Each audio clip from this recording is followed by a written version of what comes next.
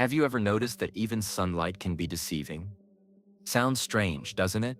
After all, we grow up believing that shadows are merely the silent reflection of reality. But what if I told you that in a real crime, shadows became the investigation's greatest enigma? Before we dive into this story, I want to ask you, have you subscribed to the channel yet? If not, do so now. Like and comment what you thought. This really helps spread this content and ensures you don't miss the next mysteries we'll unravel together. This isn't just any detective story. It's a plot in which science, logic, and even human psychology collide, revealing contradictions that challenge the trust in everything you believe to be irrefutable evidence. Shadows that should be neutral have become key players, exposing lies, exonerating defendants, and even debunking seemingly perfect alibis. Prepare to enter this labyrinth with me, where every detail matters and every second of attention can completely change the way you see the truth. I'm Jonh Spencer, and I'm going to show you how a simple beam of light can dismantle an entire conspiracy. But be careful. What you'll discover could forever change the way you interpret even the most banal everyday things. Now, without further delay, let's dive into the enigma of shadows. It was a clear morning, the kind when the city seems to breathe tranquility, but I've learned that that's precisely when the unexpected tends to rear its ugly head. A crime had been committed in broad daylight, before eyes that swore they'd seen every detail. The central square, normally filled with children and vendors, was now surrounded by onlookers and yellow police tape. It seemed like an impossible setting for hiding secrets. But it was precisely there that contradictions began to emerge. As I walked through the site, observing every mark on the ground and every anxious face, I noticed a detail that caught my attention: the shadows. They were present in all the photographs taken by different people, but something about them didn't make sense. It was as if the light itself had decided to play with the truth. In that moment, I realized this wasn't just an ordinary investigation. We were facing a puzzle that defied logic and human perception. There were many witnesses, each with a seemingly coherent version, but one that didn't quite fit with what I saw before me. It's curious how, amidst the chaos, each mind constructs its own narrative.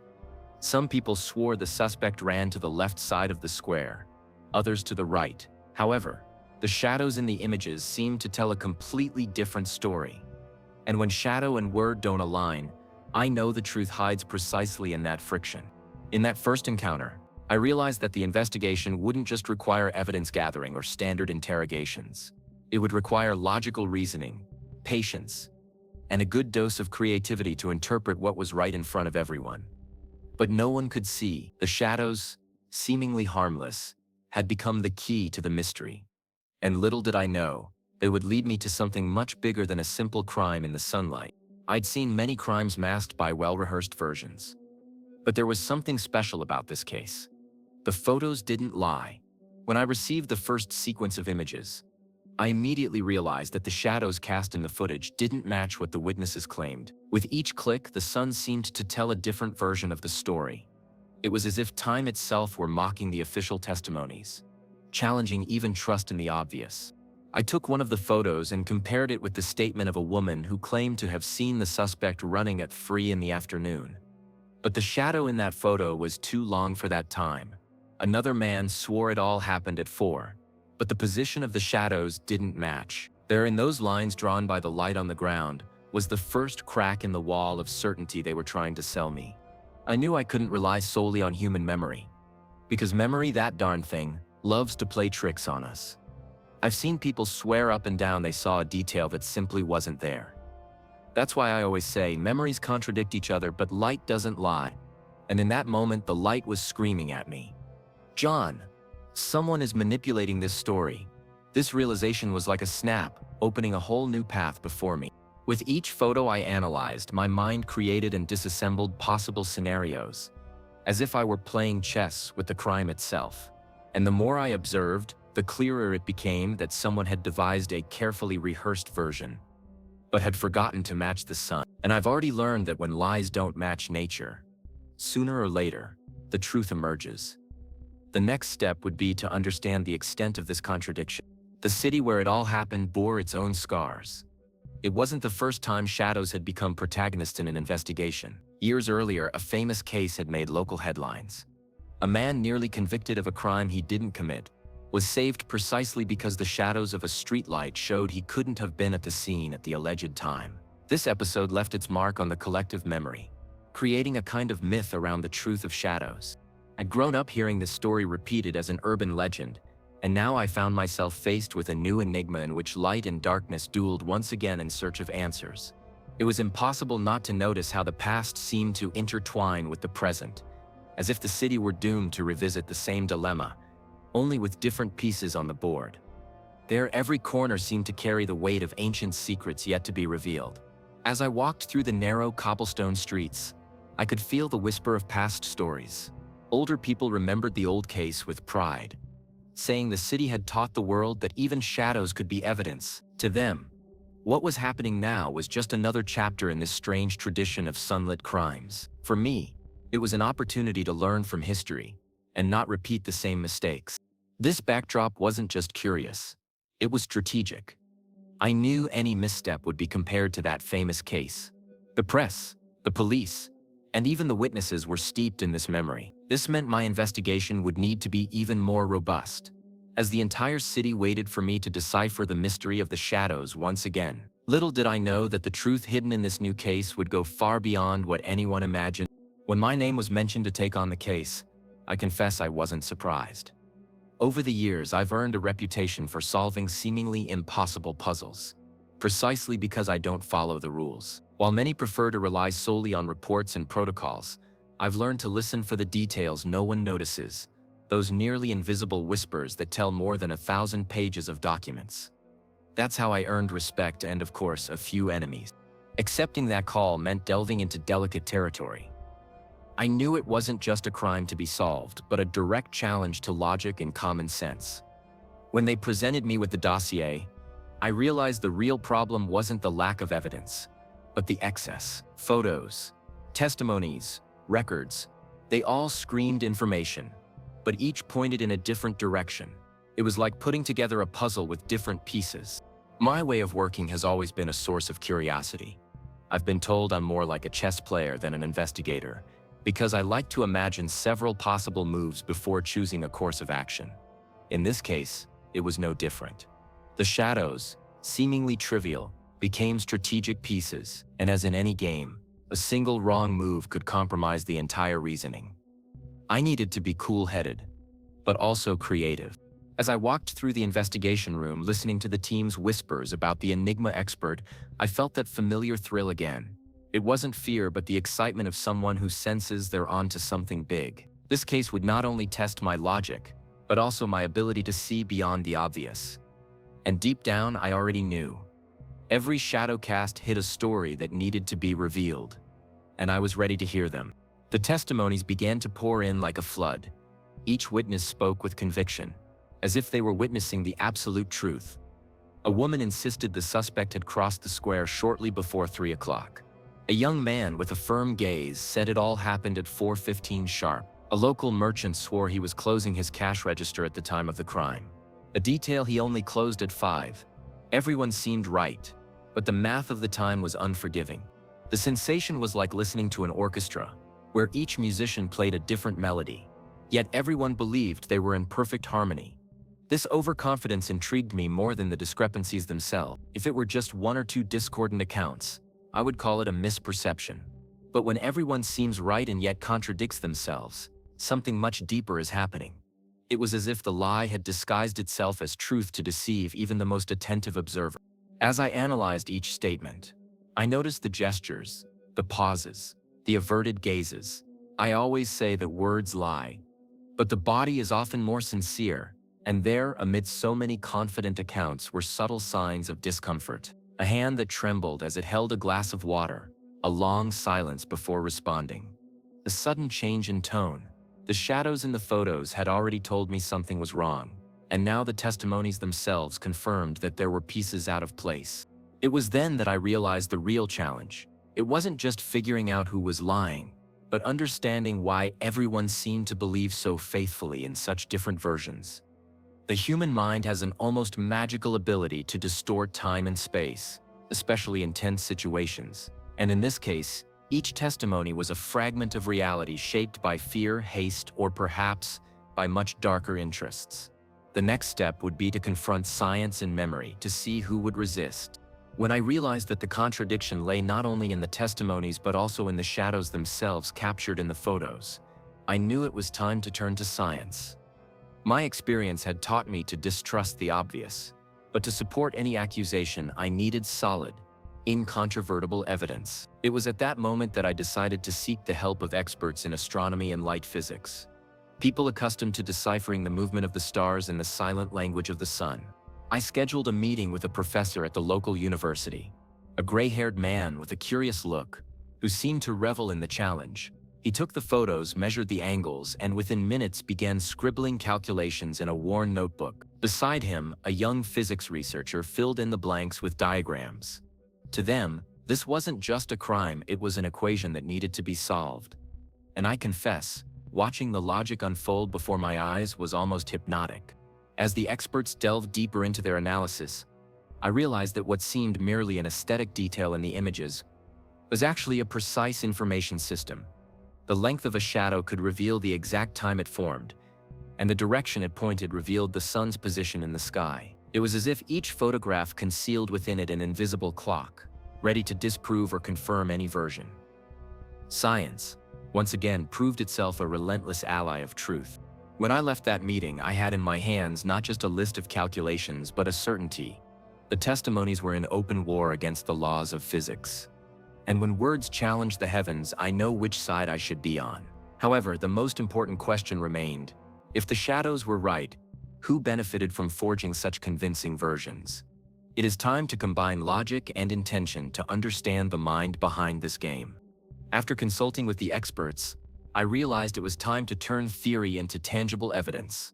Science is powerful, but when combined with technology, it becomes almost irrefutable. That's when I turned to forensic software, capable of accurately simulating the sun's movement, reconstructing the angle of light exactly as it was on the day of the crime.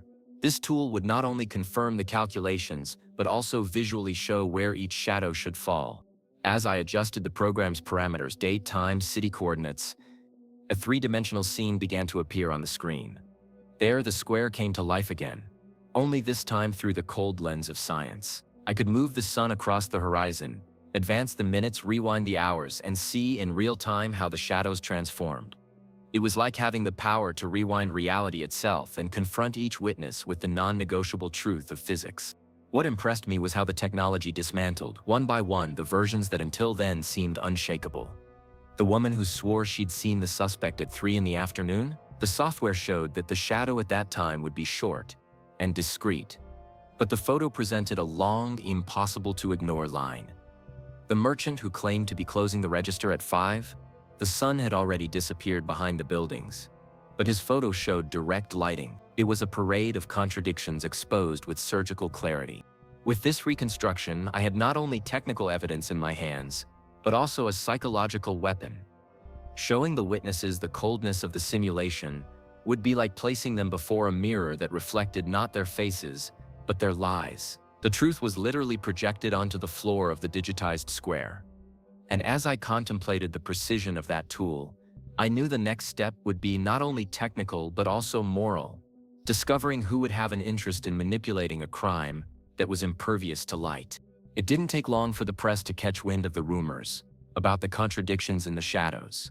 Headlines began to pop up in newspapers and on television screens with provocative phrases. Can shadows lie? When light deceives justice. Public opinion, always eager for controversy, dove headfirst into the discussion. For some, it was fascinating to imagine that even the laws of nature could be defied. For others, it was terrifying to realize that not even a photograph was reliable evidence. I knew the media had immense power to distort people's perceptions. No matter how many calculations and simulations I performed, all it took was one sensational headline to cast doubt on everything. Suddenly, my job wasn't just to solve a crime, but also to protect the investigation from premature public judgment. And let's face it, fighting criminals is hard enough. But fighting the manipulation of public opinion is like swimming against the tide on a stormy day.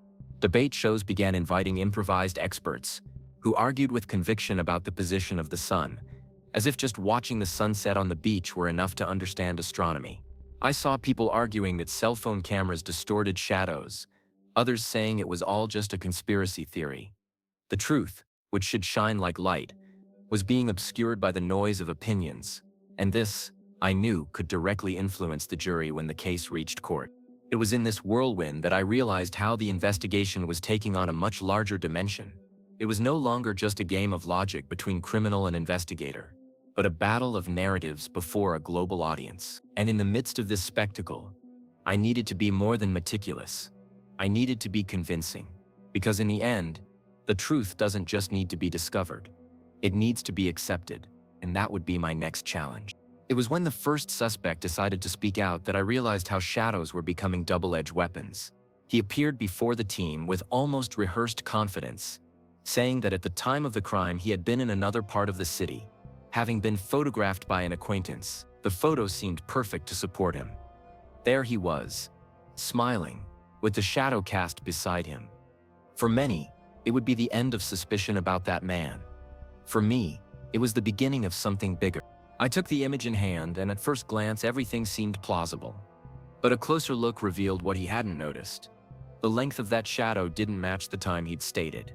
The simulation we'd run with the software clearly showed that at the time he'd stated, the shadow should have been short. However, his shadow was lengthening, almost like a clock hand pointing to a lie. It was proof that even the most elaborate alibi could crumble in the light. When I confronted the suspect, his expression changed like a suddenly burned-out light bulb. His eyes, once steady, wavered. His once steady voice broke. He tried to argue that perhaps the camera had distorted the image, or that the photographer's watch was wrong. But the problem is, science doesn't lend itself to excuses. The sun doesn't lie, and that shadow placed him exactly where he claimed he wasn't. It was as if the universe itself had decided to testify against him. That was the moment I grasped the true scope of the case. We weren't just dealing with people trying to protect themselves. There was a calculating mind manipulating every detail. If even the alibi was based on a misinterpreted shadow, what else had been fabricated? This question began to hammer at me, paving the way for the next discovery. And as we would soon see, the game was far from over. Until then, I believed I was dealing only with human error and natural contradictions of memory. But everything changed when I received an anonymously sent photograph. At first glance, it looked like just another ordinary crime scene record. However, when I enlarged the image and applied forensic filters, I noticed something disturbing. The shadow of one of the buildings had been digitally altered. It was no longer a matter of misperception. Someone had directly tampered with reality. This revelation turned the tables. If one photo could be manipulated, how many others could be? What had previously seemed like a mere battle between memory and science turned into a minefield of forgeries. Suddenly, I wasn't just investigating a crime, but also the hidden agenda of someone trying to conceal the truth with technology. And let's face it, lies, when given a digital mask, become even more dangerous. As I analyzed the doctored pixels, one detail caught my attention. The work was sophisticated, but not perfect. Small misalignments betrayed the human hand behind the manipulation. It was enough to know that this wasn't a coincidence, but a premeditated act. And if someone had access to the photos, tools, and time to forge them, they weren't just a bystander, they were an active part of the plot. It was at this point that I realized my investigation had entered another layer of complexity. It was no longer enough to compare testimonies or calculate solar angles. Now I also needed to hunt down the invisible manipulator who was playing God with reality. And ironically, the first altered shadow I discovered illuminated precisely this new phase. The certainty that we were dealing with someone capable of turning evidence into a trap. Faced with the uncovered manipulation, I knew I couldn't blindly trust any photograph. I needed something more solid. Something that couldn't be easily tampered with. That's when I decided to resort to good old-fashioned geometric reasoning. I grabbed paper, a ruler, and a compass. Yes, the old-fashioned way, and began comparing the length of the recorded shadows with the actual height of the streetlights and buildings surrounding the square. It wasn't just calculation. It was pure logic transformed into an investigative tool. The process seemed simple, but it required surgical attention. Every lamppost, every bench, and every facade had known measurements, which I had personally verified. From these, I traced lines and angles that allowed me to reconstruct how the shadow should behave at certain times. It was almost like playing weather architect, assembling the invisible structure that the sun cast on the ground. And with each calculation, a new inconsistency emerged before me. It was curious to see how mathematics, often seen as cold and distant, became a close ally of truth. The equations didn't lie. If a building was 10 meters tall, its shadow couldn't be 20 meters long at 4 in the afternoon. And yet that's what some photos showed. The distortions revealed that someone, at some point, was trying to adjust reality to their own discourse, a common mistake of those who believe they can bend logic to their will. As I scribbled numbers and diagrams, I felt that quiet satisfaction of someone about to pull the right thread from a ball of yarn. The math not only confirmed my suspicions but also opened up a new perspective. If I could map every shadow accurately, I could reconstruct not only the time of the crime but also the actual movements of each person present. And it was precisely at this point that I began to realize where the plot was about to unravel. Just when I was beginning to believe all the pieces were in front of me, an unexpected twist occurred. A young amateur photographer showed up in the district carrying a memory card full of never-before-seen images of the scene. He was excited, almost proud, as if he had in his hands the piece that would solve the puzzle. I grabbed his camera, examined the photos, and for a moment I thought I had finally found the key to aligning all the contradictions. But soon I noticed something strange. The timestamps in the metadata didn't match. At first I thought it might be another attempt at manipulation, but the young man's nervousness seemed too sincere to be an act. I asked a few simple questions, and soon the confession came. His camera was set to the wrong time zone, a result of a previous trip. This meant all his photos were hours off, creating a new challenge for the investigation. Seemingly solid evidence now turned out to be a double-edged sword. Still, there was something valuable in that material. The images, though time-shifted, showed angles no other recording had captured. Details of shadows in relation to buildings, witnesses' expressions, even a suspicious reflection in a shop window that could give away someone's position. It was as if amidst the error, chance had gifted the investigation with new clues. I just needed to rearrange the pieces at the right time. It was at that moment that I realized how even human error can serve the truth. The wrong time zone was confusing, but it also revealed gaps no one had noticed. And hidden within that confusion, there was crucial information, ready to change the course of the case. I just needed to have the patience to adjust the clock and let logic do the rest. Little did I know that this seemingly trivial detail would open the door to something even more disturbing. As I pieced together the puzzle, I realized there was something too strange to be just an isolated crime. The inconsistencies didn't just come from the shadows or from the testimonies. They seemed orchestrated, as if someone were pulling strings behind the scenes. In discreet conversations with longtime residents, tales of shady dealings involving local politicians, influential business people, and even members of the police force began to emerge. The crime I was investigating seemed to be just the tip of a much darker iceberg. It was like feeling the weight of an invisible hand pressing down on the back of my neck. Every time I discovered a contradiction, someone important would appear to try to downplay its significance. Anonymous phone calls began arriving, warning me not to dig too deeply. I've experienced this kind of situation before, and I've learned that when fear tries to silence me, it's because I'm getting close to the heart of the truth. And in this case, that heartbeat within a deep-rooted network of corruption. The evidence pointed to overpriced contracts, money laundering schemes, and even a history of conveniently forgotten silences. The crime in the middle of a public square might not have been a coincidence, but a message, one that would only make sense to those familiar with the city's inner workings. The shadows, which at first seemed merely a technical detail, now revealed themselves as symbols of something much larger, the moral darkness that loomed over the place. It was at this point that I realized my investigation had gone beyond the confines of a police case and entered the dangerous realm of conspiracy. I wasn't just looking for a criminal.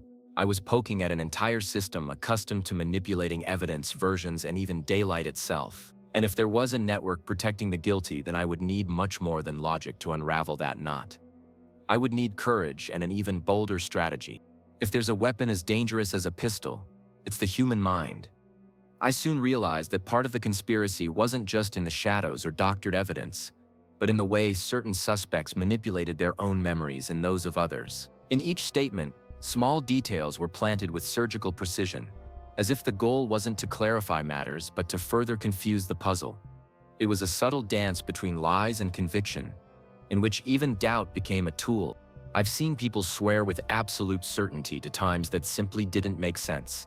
And most intriguingly, some of these contradictions didn't seem like fabrications, but genuinely distorted memories. I've studied cases where, under stress or influence, the mind fabricates memories that never happened, with the same clarity as real events. This psychological manipulation, voluntary or induced, was the perfect breeding ground for those who wished to cloak the truth behind a veil of confusion. Interrogations became a minefield. If I pressed too hard, the witness's memory receded. If I eased up, the room for lies grew. I had to find the balance between patience and cunning, like a poker player reading his opponent's invisible cues. More than once I realized it wasn't what they said that mattered, but what they left unsaid. The silences were as revealing as the words. It was at that point that I understood. Someone was training these witnesses. The pattern was too clear to be mere coincidence. The identical pauses, the calculated glances, even the accidental mistakes seemed choreographed. The manipulation of memories wasn't just a side effect. It was part of a well-conceived plan to transform the truth into a labyrinth. And to escape this labyrinth, I would need not just logic, but an almost surgical reading of the human mind. Sometimes the truth hides in the most banal details, precisely because no one pays attention to them. That's what happened when, reviewing a stack of photos for the 100th time, I noticed something curious in the background of one of the images. An old street clock, the kind the city installed decades ago and which almost no one used anymore. For many, it was just part of the landscape. For me, it was like finding a needle in a haystack, only this time the needle was glowing. I enlarged the photo and, to my surprise, the hands were perfectly visible. And there, engraved with the precision of a silent witness, was the exact time the scene was captured. It was as if the city itself had decided to speak to me, disproving in one fell swoop the contradictory versions that had been echoing until then. The clock, ignored by everyone, became the unexpected evidence that could dismantle the best constructed alibis. The most delicious detail was the irony. While everyone argued over shadows and distorted memories, the truth was always there, in a simple, forgotten object. This clock couldn't be digitally manipulated, reprogrammed like a camera, or distorted by faulty memories. It simply marked the passage of time, faithful to its function, unconcerned with conspiracies or lies. And this detail completely changed the course of the investigation. With this discovery, the balance began to tip in favor of truth. I could finally confront the testimonies with solid, physical, and incontrovertible evidence. The watch was like a silent witness, undeniable, but at the same time, this revelation raised a new question. If such clear evidence was in plain sight, who benefited from maintaining the confusion until now? This question would be key to the next step of the investigation. After so many calculations, testimonies, and even accidental discoveries, I realized there was something even deeper hidden in the case. With each analysis, my mind hammered home the same question: what if the problem wasn't just in the shadows? Then, one silent night, as I reviewed the images in my office for the 1000th time, it hit me like a punch in the face. The shadows didn't lie, but the people's positions did. I took a closer look at a sequence of photographs, comparing each silhouette, each step frozen in time. Something didn't add up. The bodies were misaligned in relation to the natural light. It was as if some characters had been repositioned, not physically but deliberately, to manipulate the reading of the scene. It was a performance within the photograph itself, a carefully staged theater designed to deceive even the most discerning eye. The logic was relentless. By adjusting each figure to the correct location, respecting the angle of the sun and the gallery of the scene, the truth began to emerge with disconcerting clarity. People who claimed to be standing in a certain spot could never have cast the shadows where they appeared. Others, who swore their innocence, were precisely in the line of action of the crime. It was like dismantling a magician's trick. Once you understand the mechanism, the magic loses its charm. It was at that moment that I understood. It wasn't nature that was at odds with words, but rather the deliberate manipulation of space. The crime had been covered up with a cruel choreography, where even the shadows were used as unwitting accomplices. And from that moment on, my job ceased to be simply analyzing evidence.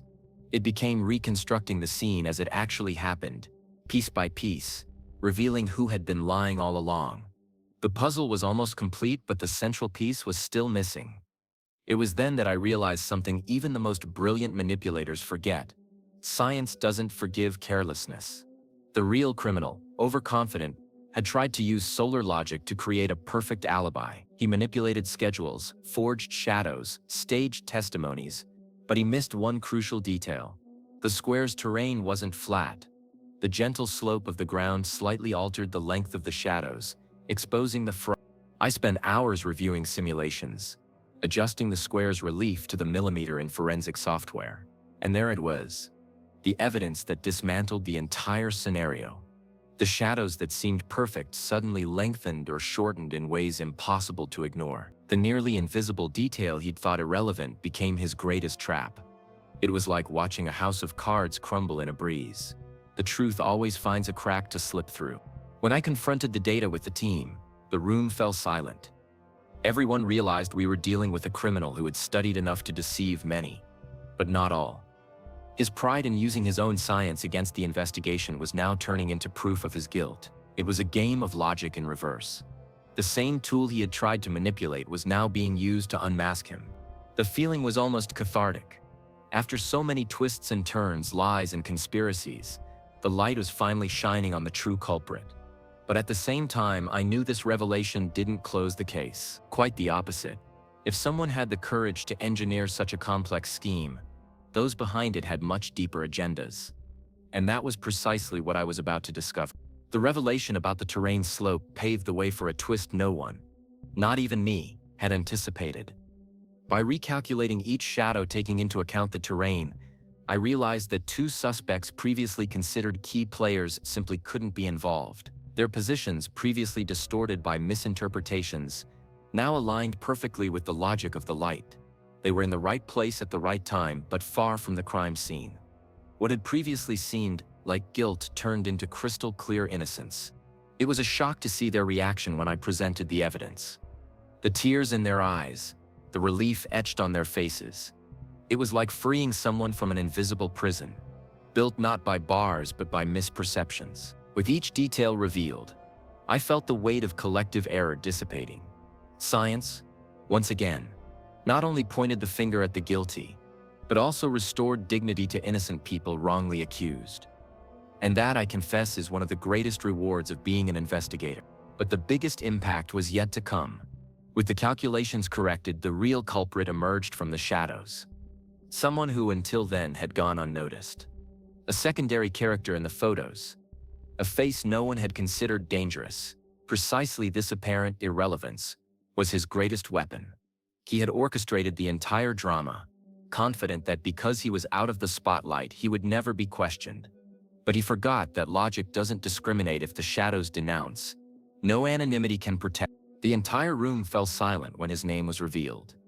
It was the kind of twist that would make any viewer hold their breath.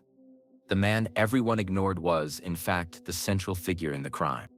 And as I watched the reactions on every face, I thought, no enigma can withstand the combination of patience, logic, and detail. But of course, this discovery wasn't the end of the story, just the beginning of an even greater unfolding. When the evidence was presented to the court, I confess I felt a chill run down my spine. It wasn't enough to have solved the enigma.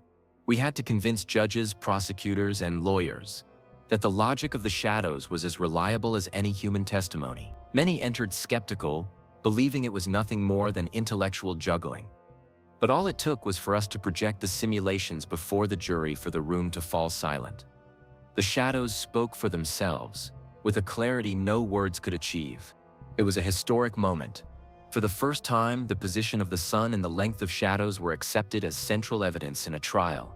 The prosecutor, who had initially turned his nose up at my eccentric theories, now leaned on them like a concrete foundation. The defense, for its part, tried to argue that shadows were too subjective. But the more they shouted, the more the jury realized the undeniable force of science. Light, literally, became the star witness. This precedent changed everything. Following that trial, other cases began to consider shadow analysis as an investigative method. Experts began studying basic astronomy. Forensic software gained traction in police stations. and even lawyers had to update their knowledge. What had previously been seen as irrelevant details was now consolidated as a powerful tool in the search for the truth. And in a way, I knew we had opened a door that would never be closed. Seeing justice rely on something that seemed so simple, the relationship between sun, shadow, and time was one of the most defining experiences of my career.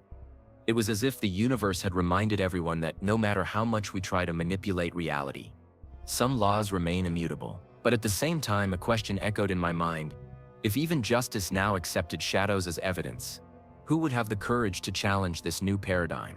After that trial, my life was never the same.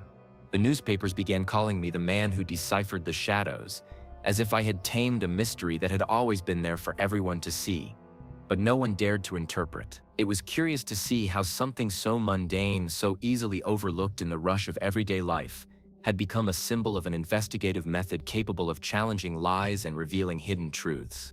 I began to be invited to lectures, conferences, and interviews. Some wanted to understand the calculations. Others sought inspiration in how I faced pressure and conspiracies. I always responded the same way. It wasn't just science or technology, but the combination of logic, patience, and the courage to look where no one else was looking.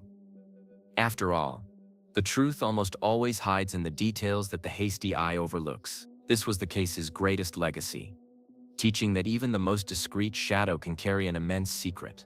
Of course, along with fame came criticism and distrust. Some said I'd just gotten lucky, or that the case was too unique to be used as a reference. But with each new investigation, in which the shadows became allies, this resistance dissolved. Science doesn't depend on opinion. It proves itself repeated in different contexts, until no one can deny it anymore. And that's exactly what happened. Looking back today, I realize that that crime didn't just provide me with a solution, but also left an indelible mark.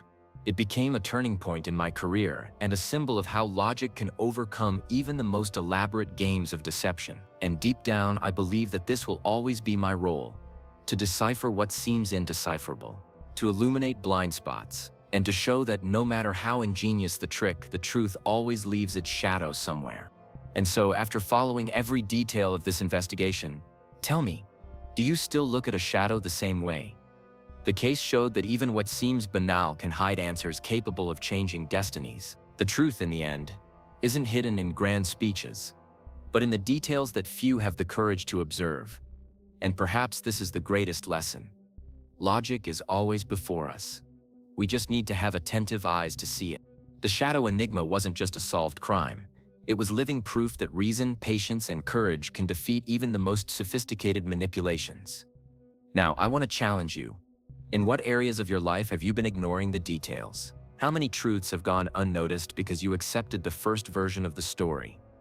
Perhaps it's time to adjust your perspective and realize that sometimes the answer lies precisely where no one pays attention. I want you to think about this.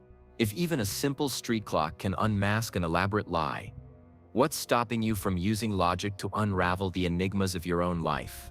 The world is full of shadows, but only those who have the courage to interpret the signs see the truth. And believe me, when you allow yourself to see beyond the obvious, the game changes completely. Now tell me in the comments, which part of this mystery caught your attention the most? What would you do if you were in my shoes? I want to hear your opinion, because it could open up new perspectives for future stories. And of course, don't forget to subscribe to the channel, turn on notifications, and like. That way, you can continue following each investigation and join me on this journey to uncover the secrets most people prefer to keep hidden.